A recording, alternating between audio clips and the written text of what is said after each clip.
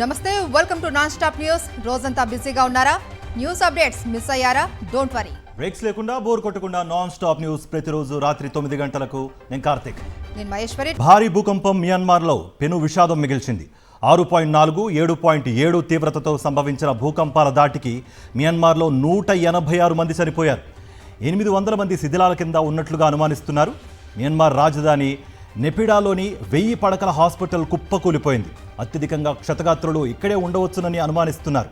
కొత్తగా నిర్మించిన ఈ హాస్పిటల్కు ఇంకా పేరు పెట్టనే లేదు. అటు బ్యాంకాక్లో భారీ భవనాలు కుప్పకూలిపోయాయి. థాయిలాండ్లో 4 చనిపోగా 81 మంది గల్లంతైనట్లుగా అధికారులు ప్రకటించారు.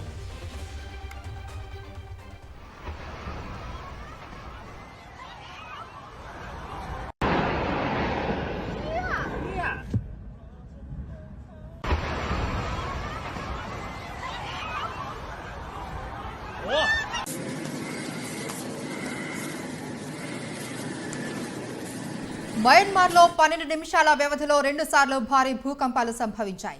ఈ ధాటికి పొరుగున ఉన్న థాయిలాండ్ వణికిపోయింది. రాజధాని బ్యాంకాక్లో 2 సార్లు తీవ్ర ప్రకంపనలు చోటు చేసుకున్నాయి. భారీ భవంతులు నిలువెల్లా వణికిపోయాయి. పలు భవనాలు ధ్వంసమయ్యాయి. భయాందోళనకు గురైన ప్రజలు ఇల్లు, ఆఫీసుల నుంచి బయటకు పరుగులు తీశారు. బ్యాంకాక్లో ప్రకంపనల తీవ్రత 7.3గా నమోదైంది.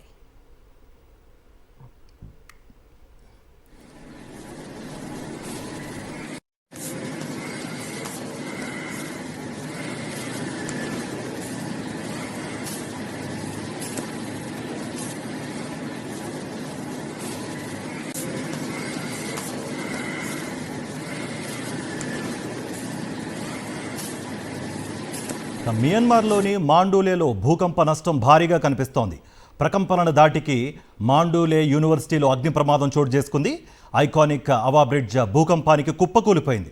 అక్కడ ఓ మసీదు కూలి దాదాపు 20 మంది చనిపోగా టావుంగులో పునరావాస కేంద్రం ధ్వంసమై మరో 5 ప్రాణాలు విడిచారు. మాండూలేలోని అనేక ప్రాంతాల్లో అధికారులు అత్యవసర పరిస్థితి విధించారు. మియన్మార్ దేశవ్యాప్తంగా చాలా చోట్ల భవనాలు, పాత వంతెనలు కుప్పకూలిపోయాయి. రోడ్లు చీలిపోయాయి. చాలామంది తమ ఆత్మీయుల కోసం శిథిలాలు గాలింపు కొనసాగిస్తున్నారు. ఇక కష్టకాలంలో అంతర్జాతీయ సమాజం ఆదుకోవాలని అభ్యర్థించారు మియన్మార్లోని సైనిక పాలకులు. ఈ మేరకు మిలిటరీ జూంటా ఓ ప్రకటన విడుదల చేసింది.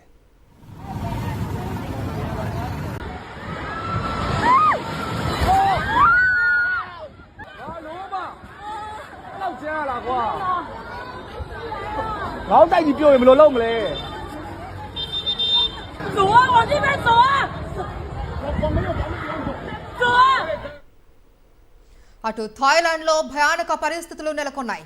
భూకంపం ధాటికి బ్యాంకాక్లో భారీ భవంతులు ఊగిపోయాయి. పదుల సంఖ్యలో భవనాలు నేలమట్టమయ్యాయి.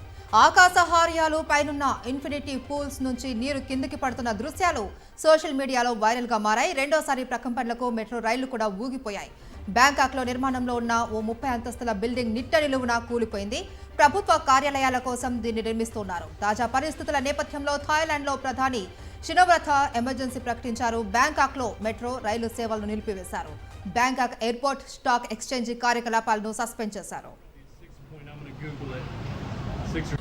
We're having an earthquake. That's pool water coming down. होंगे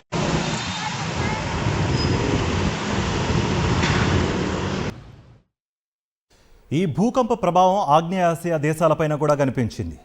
భారత్లోని కోల్కతా, ఇంపాల్, మేఘాలయాల్లో స్వల్పంగా ప్రకంపనలు సంభవించాయి. దీంతో ప్రజలు భయాందోళనలతో బయటకు పరుగులు తీశారు. మేఘాలయ ఈస్ట్ గ్యారో హిల్స్లో 4.0 తీవ్రతతో ప్రకంపనలు చోటు చేసుకున్నాయి. బంగ్లాదేశ్లోనూ 7.3 తీవ్రతతో భూమి కంపించినట్లుగా తెలుస్తోంది.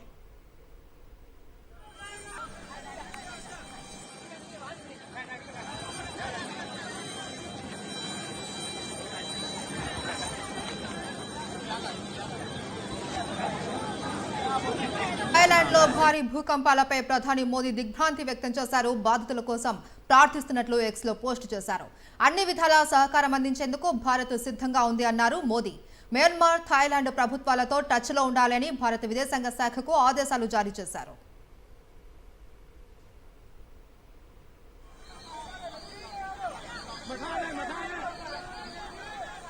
మియన్మార్లో భారీ భూకంపం సంభవించడంతో భారత్లో కూడా కొన్ని ప్రాంతాలు కంపించాయి. అయితే భవిష్యత్తులో దక్షిణ భారతదేశంలో కూడా భూకంపం వచ్చే ఛాన్స్ ఉందని తెలిపారు భూకంప శాస్త్రవేత్త డాక్టర్ బి రామలింగేశ్వరరావు. భూకంపం ఎప్పుడు వస్తుందో శాస్త్రవేత్తల కంటే ముందు తాబేళ్లకు చేపలకు తెలుస్తుందని అంటున్నారు. earthquake actually 7.5 and above ఇది 7.2 ప్రిలిమినరీగా రికార్డ్ చేసాం. ఈ రోజున 12 గంటలకి అప్రాక్సిమేట్ 12 గంటలకి మనకి ఈ ఇండియన్ కాలమాన ప్రకారంగా 12 గంటలకు వచ్చింది. ఇది బ్యాంకాక్ మన ఇండియన్ ప్లేసెస్. దీన్ని వచ్చే ముందు మనకి యానిమల్స్ టార్టాయిసెస్, తర్వాత ఫిషెస్ ఉంటాయి, డీప్ సీలో ఫిషెస్ ఉన్నాయి కదా. 1 day బిఫోర్ మన ఈస్ట్ కోస్ట్ ఒడిశా కోస్ట్లోని ఆంధ్రప్రదేశ్ కోస్ట్లోకి థౌజండ్స్ ఆఫ్ ఆ యానిమల్స్ ఒడ్డుకు వచ్చాయన్నమాట ముందే గ్రహించి.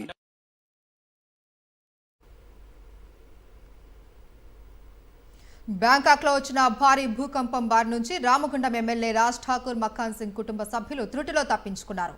ఇటీవలే బ్యాంకాక్ పర్యటనకు వెళ్లిన ఎమ్మెల్యే సతీమణి మనాలి ఠాకూర్, కుమార్తె మానస, అల్లుడు సేఫ్ గానే ఉన్నారు అని, ఇప్పటికే వారంతా ఫ్లైట్లో తిరుగు ప్రయాణం అయ్యారు అని తెలియటంతో అందరూ ఊపిరి పీల్చుకున్నారు.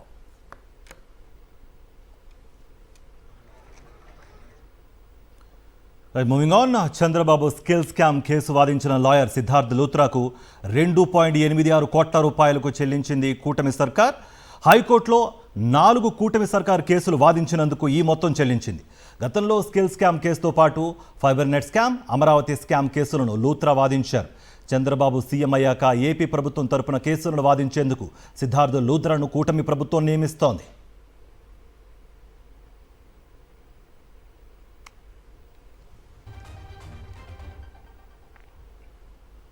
స్థానిక సంస్థల ఉప ఎన్నికల్లో కూటమి పార్టీలకు ఎలాంటి బలం లేకపోయినా చంద్రబాబు అధికార అహంకారాన్ని చూపి పోలీసు యంత్రాంగాన్ని దుర్వినియోగం చేసినా, కేసులు పెట్టినా, ఆస్తులు ధ్వంసం చేస్తామని, బంధువుల ఉద్యోగాలు తీసేస్తామని, జీవనోపాధి దెబ్బతీస్తామని భయపెట్టినా, ఎన్ని ప్రలోభాలు పెట్టినా వాటన్నింటినీ బేఖాతరు చేస్తూ వైఎస్ఆర్సీపీ ఎంపీటీసీలు, జడ్పీటీసీలు ధైర్యంగా నిలబడి అభ్యర్థులను గెలిపించుకున్నారు.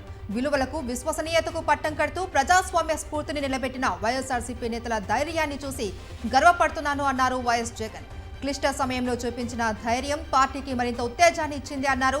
ఈ ఎన్నికలను సమన్వయపరుస్తూ గెలుపునకు బాటలు వేసిన వివిధ నియోజకవర్గాల ఇన్ఛార్జీలు, జిల్లా అధ్యక్షులు, రీజనల్ కోఆర్డినేటర్లు, పార్టీ కేంద్ర కార్యాలయ సిబ్బంది అందరినీ అభినందిస్తున్నట్లు వైఎస్ జగన్ ఎక్స్లో పోస్ట్ చేశారు. పార్టీకి అప్పుడు ఇప్పుడు ఎల్లప్పుడూ వెన్నెముకలా నిలుస్తున్న కార్యకర్తలకు హ్యాట్స్ ఆఫ్ అంటూ వైఎస్ జగన్ పోస్ట్ చేశారు. ఏపీలో కూటమి సర్కార్ రెడ్ బుక్ రాజ్యాంగాన్ని అమలు చేస్తోంది. నిన్న జరిగిన తిరుపతి రూరల్ ఎంపీపీ ఎన్నిక నేపథ్యంలో వైఎస్ఆర్సీపీ నేతలపై కేసులు నమోదు చేశారు. తుడా మాజీ చైర్మన్ చెవిరెడ్డి మోహిత్ రెడ్డితో పాటు మరో 9 మందిపై ఎస్వీ యూనివర్సిటీ పోలీసులు కేసులు నమోదు చేశారు. ఎన్నికల్లో తిరుపతి రూరల్ ఎంపీపీ స్థానాన్ని వైఎస్ఆర్సీపీ కైవసం చేసుకుంది. అయితే ఎన్నిక అనంతరం విజయోత్సవ సంబరాలు జరిపారనే అభియోగంపై కేసు నమోదు చేశారు పోలీసులు. ఎన్నికల కోడ్ ఉల్లంఘన జరిగిందంటూ యూనివర్సిటీ ఎస్ఐ కృష్ణయ్య చేసిన ఫిర్యాదు మేరకు ఈ కేసు ఫైల్ చేశారు. టీడీపీ నాయకులు కంటే ఈ మధ్య కొంతమంది పోలీస్ అధికారులు జెండా కట్టడం లేదంటే నామినేషన్ వాళ్ళ తరపున వేయడం తప్ప అన్ని కార్యక్రమాలు ఏ టు జెడ్ వాళ్ళ ఇంట్లో పనిచేసే దాని నుంచి అన్ని కార్యక్రమాలు వాళ్ళే చేస్తున్నారని చెప్తే నేను ఏమాత్రం తక్కువ చెప్పలేదు. మీ ద్వారా తెలియజేస్తున్నా. మీ జై జగన్ అంటే కేసులు పెడతారా? నిజంగా అంటున్నా, రేపటి నుంచి ప్రతి కార్యక్రమంలో జై జగన్ స్టార్ట్ చేస్తాం. రేపటి నుంచి కేసులు పెట్టండి. మా నాయకులు అందరూ కూడా ప్రిపేర్ గా ఉన్నారు. మీరు ఎన్ని కేసులు పెడితే జగనన్న మా వెనకాల ఉన్నాడు, జగనన్న మా తోడున్నాడు అని చెప్పి మేము చాలా గట్టిగా ఉన్నాము.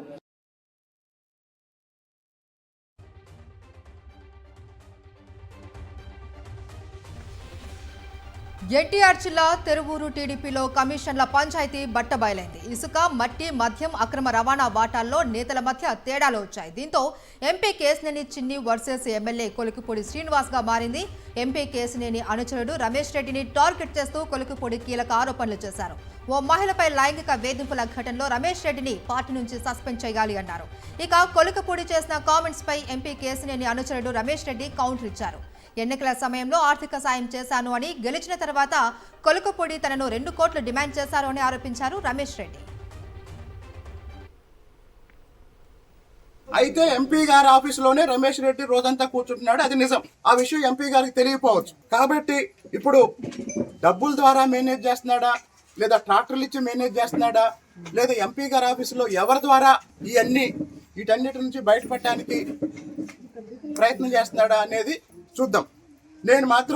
నేను ఇప్పటికే 10 రోజుల నుంచి మా ఎంపీ గారికి చెప్పాను, జిల్లా అధ్యక్షుడికి చెప్పాను, రాష్ట్ర పార్టీ అధ్యక్షుడికి చెప్పాను, అలాగనే తిరువూరు నియోజకవర్గం తెలుగుదేశం పార్టీ సమన్వయకర్, తెలుగుదేశం పార్టీ పరిశీలకుడైనటువంటి మా నాయకుడు చిట్టాపర్తిని చిట్టిబాబు గారికి చెప్పాను, వీళ్ళందరికీ చెప్పాను. అయినా ఇంతవరకు ఎట్లాంటి యాక్షన్ తీసుకోలేదు. తిరువూరు కాన్స్టిట్యున్సీ అన్ని మండలాలలో కూడా రమేష్ రెడ్డికి ఏంచి చైర్మన్ ఇవ్వాలి అన్న ఆలోచనతోటి నాకు చంద్రబాబు నాయుడు గారు ఏంచి చైర్మన్ నాకు అవకాశం ఇచ్చారు. నేను ఏం తప్పు చేశానని చెప్పి నా గోబగూయం అనిపిస్తారు ఎమ్మెల్యే గారు. మీరు నన్ను దేనికి సస్పెండ్ చేస్తారు ఎమ్మెల్యే గారు? మీకు ఒక విఆర్ఓ కంప్లైంట్ చేసింది మీ మీద, ముందు దాగింది విఆర్ఓ. ఒక విఆర్ఓ భర్తని సర్పంచ్ నా కొడక అని చెప్పి పబ్లిక్లో తిట్టారు మీరు. మిమ్మల్ని పార్టీ ఏం చేయాలనేది ఆలోచించుకోవాల్సిన అవసరం ఉంది. నీకు ఆర్థికంగా మేము తెలుగుదేశం పార్టీకి నా ఫ్రెండు నేను కలిపి నీకు 50 లక్షలు ఆర్థికంగా పార్టీకి సపోర్ట్ చేసినందుక గవర్నమెంట్ అధికారంలోకి వచ్చిన తర్వాత నువ్వు 2 కోట్లు అడిగావు. తెలంగాణలో ఉగాది నుంచి సన్నబియ్యం పంపిణీ చేస్తామన్నారు మంత్రి ఉత్తమ్ కుమార్ రెడ్డి. ఈ పథకాన్ని హుజూర్ నగర్ నుంచి ప్రారంభిస్తామన్నారు. 85% మందికి సన్నబియ్యం అందించనున్నట్లుగా మంత్రి తెలిపారు. ఎక్కడైనా సరే రేషన్ తీసుకోవడానికి వీలుగా డ్రా సిస్టమ్ తీసుకొస్తున్నట్టుగా మంత్రి తెలిపారు. ఇక అర్హతను బట్టి ఎంతమందికైనా రేషన్ కార్డులు ఇస్తామన్నారు. కొత్తగా ఫిజికల్ రేషన్ కార్డులు ఇస్తున్నట్టుగా తెలిపారు. కార్డులు లేకపోయినా జాబితాలో పేరుంటే సన్నబియ్యం ఇస్తామన్నారు మంత్రి ఉత్తమ్. ఉగాదికి సీఎం రేవంత్ రెడ్డి చేతుల మీదుగా ఈ కార్యక్రమం ప్రారంభిస్తున్నట్టుగా మంత్రి ఉత్తమ్ కుమార్ రెడ్డి చెప్పారు. 30 తారీఖున హుజూర్ నగర్లో ఉగాదిన స్కీమ్ లాంచ్ చేసి 1 ఏప్రిల్ నుంచి రాష్ట్ర వ్యాప్తంగా అందరు ration card holders will be eligible for free fine rice was distributed. This resulted in, consumers did not prefer it. It resulted in resale and diversion. Our government is introducing a Sanna Biyam in PDS scheme to ensure that Telangana రాష్ట్రంలో నిరుపేదలకి, lower middle class అందరికీ కడుపు నిండా మరి ఆహార ధాన్యాలు, ఆహారం supply చేయాలి, food supply చేయాలనే ఉద్దేశంతో మేము ఈ స్కీమ్ మొదలు పెడుతున్నాం. ఏప్రిల్లో బీజేపీ తెలంగాణ అధ్యక్షుడి ఎన్నిక జరుగుతుందని బీజేపీ ఎంపీ లక్ష్మణ్ స్పష్టం చేశారు. అధ్యక్ష ఎంపికపై కొత్త పాత అనే కాకుండా అన్ని కోణాల్లోనూ చర్చ జరుగుతుంది అన్నారు. సంస్థాగత ఎన్నికల ప్రక్రియ క్రమబద్ధంగా జరుగుతోందని, ఇప్పటి వరకు 13 రాష్ట్రాలకు మాత్రమే అధ్యక్ష ప్రకటన జరిగింది అన్నారు. మహాకుంభమేళా, ఢిల్లీ ఎలక్షన్లు, పార్లమెంటు సమావేశాల వల్లే ప్రక్రియ కాస్త ఆలస్యమైనట్లు తెలిపారు. మా సంస్థాగత ఎన్నికల ప్రక్రియ క్రమబద్ధంగానే జరుగుతున్నది. మాకు ఏదైతే 13 రాష్ట్రాల్లో ఎన్నికలు పూర్తయిపోయినాయి, అధ్యక్షులు అయిపోయినారు. 13 రాష్ట్రాలు ఇంకా రెడీగా ఉన్నాయి. ఇంకా 6 రాష్ట్రాలు ఇంకా అర్హత పొందాల్సి ఉంది. సంస్థాగత ప్రక్రియ సభ్యత్వం నుంచి మొదలుకొని మరి దానికంటూ ఇవాళ ఈ నెల ఆ నెల అని లేదు, ఇంకా 2-3 నెలల వరకు సమయం ఉంది. అయినా ఏప్రిల్ లోపల మొత్తం సంస్థాగత హైదరాబాద్ వారాసిగూడలో మాజీ మంత్రి కేటీఆర్ సందడి చేశారు. వారాసిగూడలో ఇఫ్తార్ విందుకు కేటీఆర్ హాజరయ్యారు. అయితే స్థానిక ఎమ్మెల్యే పద్మారావు గౌడ్ నివాసం నుంచి బైక్పై వెళ్లారు ఆయన. అక్కడున్న కార్యకర్తలు, స్థానికులు ఆసక్తిగా కేటీఆర్ను తిలకరించారు.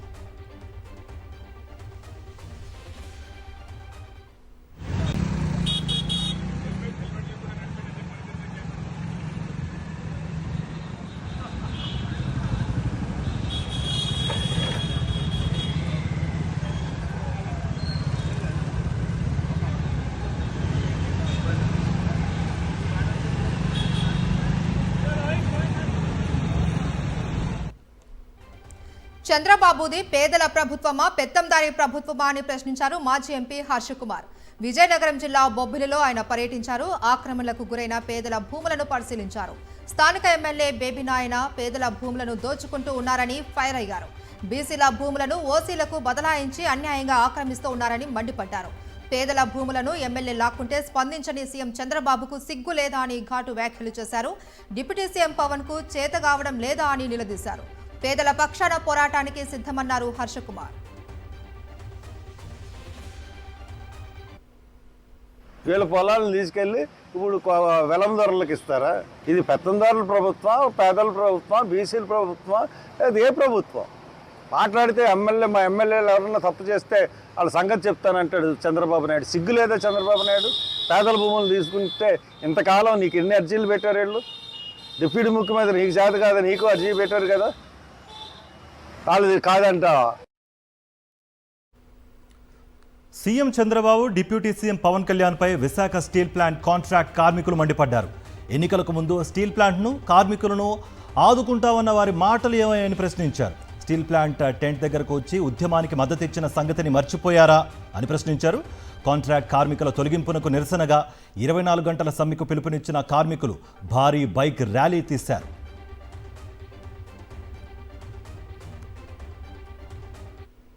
వచ్చిన తర్వాత అన్నవరం రామచంద్రని అలౌటిస్తున్నాం. మీరు ఇదే పవన్ కళ్యాణ్ గారు ఇదే ఇక్కడికి కోరపల్లి సెంటర్కి వచ్చి మీ ఉద్యోగ భద్రత స్టీల్ ప్లాంట్ మీద ఏగ వాళ్ళని చెప్పిన పెద్ద మనిషి గత 20 రోజుల నుంచి ఇన్ని దపదపాల చర్చలు అవుతుంది. మీకు నోటీస్కి రాలేదా? లేదు మీకు సెంట్రల్ గవర్నమెంట్ ఏం లోపాయకరమైన చర్చలు జరిగాయా? ఈ సందర్భం ప్రజలకు మాకు తెలియజేస్తే మా కార్మికులు పొట్టపైన కొడుతున్నారు. మీరు స్పందించాలని పవన్ కళ్యాణ్ గారిని ఈ సందర్భంగా అడుగుతున్నాం. నా పేరు Kona Ramana, HMS union, independent union, Janasena party సంబంధించిన కార్యకర్తని. మాకు ఉద్యోగాలు ఇవ్వలేదు. ఆర్ కార్డు ఉన్న ప్రతి ఒక్కరికి ఉద్యోగం ఇస్తామని మా భూములన్నీ తీసుకున్నారు. ఈ రోజు మాకు ఉద్యోగం ఇవ్వలేదు. కానీ లేబర్ ఉద్యోగం, అన్స్కిల్డ్ ఉద్యోగం ఇచ్చారు నాకు. ఈ రోజు కూడా నా పేరు లిస్టులో వచ్చిందని చెప్తున్నారు. అది అన్యాయం.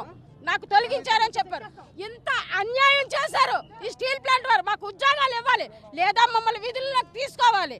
మమ్మల్ని ఎందుకు ఆపుతున్నారు? ప్రతి ఒక్కరు కార్మికులు కూడా ఏమైపోతారు మధ్యలో ఇలా చేసినందుకు. రాజమండ్రి వికాస్ ఫార్మసీ కళాశాలలో డిప్లొమా ఆఖరు ఏడాది చదువుతున్న ఫార్మసీ విద్యార్థిని ఆత్మహత్యాయత్నానికి పాల్పడింది. బాధితురాలు బొల్లినేని కిమ్స్ ఆసుపత్రిలో ఇంటర్న్షిప్ చేస్తోందని, ఆసుపత్రి ఉద్యోగి దీపక్ వేధింపులతో ఆత్మహత్యాయత్నానికి పాల్పడిందని తల్లిదండ్రులు ఆవేదన వ్యక్తం చేస్తున్నారు. రోజులు గడుస్తున్నా తమ కుమార్తెను చూపించడం లేదు అని కన్నీరు మున్నీరుగా విలిపిస్తున్నారు. బ్రెయిన్ డ్యామేజ్ అయినట్లు చెప్తున్నారే తప్పితే కుమార్తె వద్దకు వెళ్లనీయటం లేదని వాపోతున్నారు ఆ తల్లిదండ్రులు.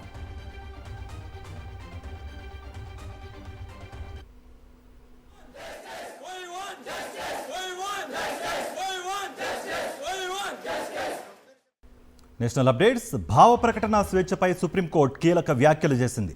ఓ వ్యక్తి అభిప్రాయాలను ఎక్కువ మంది వ్యతిరేకించినా సరే ఆ వ్యక్తి భావ ప్రకటన హక్కును గౌరవించాల్సిందని పేర్కొంది. వాక్ స్వాతంత్రం ప్రజాస్వామ్య వ్యవస్థలో అంతర్భాగమని, దాన్ని రక్షించడం కోర్టుల విధి అని స్పష్టం చేసింది. కాంగ్రెస్ ఎంపీ ఇమ్రాన్ ప్రతాప్ ఘడి వివాదాస్పద వీడియో పోస్టుకు సంబంధించిన కేసు విచారణ సందర్భంగా ఈ వ్యాఖ్యలు చేసింది అత్యున్నత న్యాయస్థానం. కాంగ్రెస్ ఎంపీ ఇమ్రాన్పై గుజరాత్ పోలీసులు నమోదు చేసిన ఎఫ్ఐఆర్ను కొట్టివేసింది.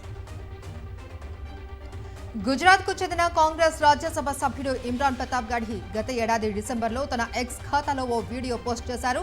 ఈ వీడియో బ్యాక్గ్రౌండ్లో ఓ హిందీ పద్యం వినిపించింది. అయితే ఆ పద్యంలోని పదాలు రెచ్చగొట్టేలా ఉన్నాయని, మత విశ్వాసాలు, సామరస్యాన్ని, జాతి ఐక్యతను దెబ్బతీసేలా ఉన్నాయని ఆరోపణలు వచ్చాయి. ఈ క్రమంలోనే ఆయనపై కేసు నమోదైంది. ఈ కేసును కొట్టివేయాలి అని కాంగ్రెస్ ఎంపీ గుజరాత్ హైకోర్టును ఆశ్రయించగా ఊరట దక్కలేదు. దీంతో ఆయన సుప్రీంకోర్టుకు వెళ్లారు. దీనిపై తాజాగా విచారణ చేపట్టిన justice Abhay S Oka, justice Ujjal Bhuyan ధర్మాసనం గుజరాత్ పోలీసుల తీరుపై అసహనం వ్యక్తం చేసింది. ఎలాంటి నేరం లేకపోయినా అత్యుత్సాహం ప్రదర్శించారు అని వ్యాఖ్యానించింది. ఈ సందర్భంగా భావ ప్రకటన స్వేచ్ఛ గురించి కీలక వ్యాఖ్యలు చేసింది. ఆరోగ్యకరమైన ప్రజాస్వామ్య వ్యవస్థలో విభిన్న అభిప్రాయాలను ప్రతివాదనలతో ఎదుర్కోవాలే తప్ప అణచివేతతో కాదు అని పేర్కొంది సుప్రీం.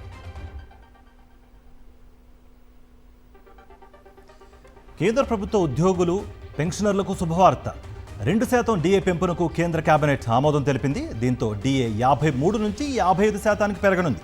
2025 జనవరి 1 నుంచి డిఏ పెంపు వర్తిస్తుందని వెల్లడించారు కేంద్ర మంత్రి అశ్విని వైష్ణవ్. 1 కోటి మందికి పైగా కేంద్ర ప్రభుత్వ ఉద్యోగులు, పెన్షనర్లకు ప్రయోజనం చేకూరుతుందని తెలిపారు. చివరగా గతేడాది అక్టోబర్లో డిఏ పెంచింది కేంద్ర ప్రభుత్వం. పాకిస్తాన్పై తీవ్ర స్థాయిలో మండిపడ్డారు భారత విదేశాంగ మంత్రి జైశంకర్. ఆ దేశంలో మైనార్టీలపై విస్తృతంగా దాడులు జరుగుతూ ఉన్నాయని పేర్కొన్నారు. భారత్ వాటిని నిశితంగా పరిశీలిస్తూ ఉందని, ఆ దాడులను అంతర్జాతీయ సమాజం దృష్టికి తీసుకెళ్తున్నామని వెల్లడించారు. లోక్సభ క్వశ్చన్ అవర్లో ఈ అంశంపై సభ్యులు అడిగిన ప్రశ్నలకు వివరంగా సమాధానాలు ఇచ్చారు జైశంకర్. 2025 ఫిబ్రవరిలో హిందువులపై 10, సిక్కులపై 3 కేసులు నమోదైన విషయాన్ని సభ దృష్టికి తీసుకొచ్చారు. పాక్లో హిందువులను బలవంతంగా మతం మార్పించడానికి కూడా ప్రయత్నిస్తున్నారని చెప్పారు.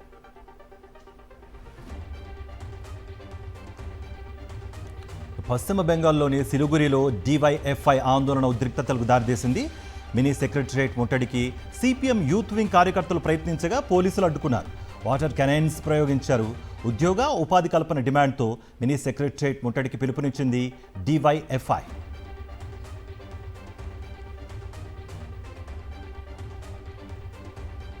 International updates. భారత్తో సత్సంబంధాలను మరింత బలోపేతం చేసుకునే క్రమంలో యుఏఈ అనూహ్య నిర్ణయం తీసుకుంది. పవిత్ర రంజాన్ మాసం సందర్భంగా భారీ సంఖ్యలో ఖైదీలకు క్షమాభిక్ష ప్రసాదించింది. అందులో భారత్కు చెందిన వాళ్లే 500 మందికి పైగా ఉండగా వాళ్లంతా జైలు నుంచి విడుదలైనట్లుగా తెలుస్తోంది. రంజాన్ సందర్భంగా యుఏఈ అధ్యక్షుడు Sheikh Mohammed bin Zayed Al Nahyan అక్కడి జైళ్లలో ఉన్న 1295 మంది ఖైదీలను విడుదల చేయాలని ఆదేశించారు. మరోవైపు ప్రధాని షేక్ మహమ్మద్ బిన్ రషీద్ అల్ మక్తుమ్ కూడా 1518 మంది ఖైదీలకు క్షమాభిక్ష ప్రసాదిస్తూ నిర్ణయం తీసుకున్నారు. దుబాయ్లోని జైళ్లలో ఉండి మగ్గుతున్న వివిధ దేశాలకు చెందిన ఖైదీలకు తాజా క్షమాభిక్ష వర్తిస్తుందని అటార్నీ జనరల్ హైమైదీన్ ప్రకటించారు.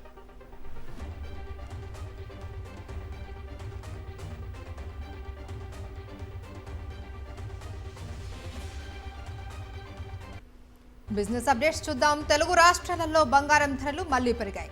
24 క్యారెట్ల 10 గ్రాముల బంగారం ధర 1140 రూపాయలు పెరిగి 90,980 రూపాయల వద్ద కొనసాగుతోంది. ఇక 22 క్యారెట్ల తులం బంగారం ధర 1050 రూపాయలు పెరిగి 83,400కు చేరింది. వెండి ధర కూడా కేజీకి 300 పెరిగి 1,14,000 వద్ద కొనసాగుతోంది.